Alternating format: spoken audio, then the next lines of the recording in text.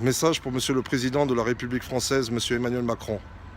Message pour Monsieur le Secrétaire général des Nations Unies, Monsieur Antonio Guterres. Monsieur le Président, Monsieur le Secrétaire général, c'est avec un grand respect et beaucoup de tristesse que je me permets de vous adresser ce message de désespoir et de tristesse au regard de ce que nous vivons, endurons et subissons depuis 2014. Comme vous le savez et comme vous le connaissez, Sa Majesté le Roi du Royaume du Maroc, Sa Majesté le Roi Mohamed VI, et que Dieu l'assiste, est un très grand roi. Et Sa Majesté le Roi ne pourrait accepter de telles situations quand ses sujets, ses compatriotes ou autres, avec des preuves, n'arrivent pas à avoir leurs droits. Sa Majesté le Roi ne pourrait pas accepter qu'on se fasse discriminer, exclure et saboter nos preuves, pendant que des escrocs vivent en toute impunité et toute légitimité.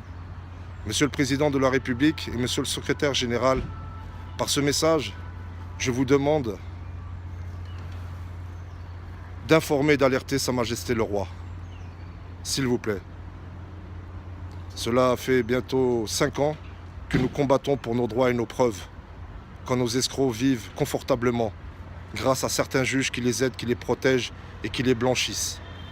Sa Majesté le Roi, comme vous le savez, lutte contre la corruption, la discrimination, l'exclusion, les escroqueries et la spoliation immobilière. Le 1er octobre 2018 et le 3 janvier 2019, alors que je suis d'origine marocaine, certains de l'ambassade m'ont fermé les portes, alors que Sa Majesté le Roi demande une attention particulière à ses compatriotes dans le monde entier. Il arrive aussi que quand nous remettons nos preuves à certains de l'ambassade du Royaume du Maroc en France, celles-ci nous desservent en nous accusant d'être des escrocs et des malhonnêtes. On marche sur notre dignité et sur notre honneur.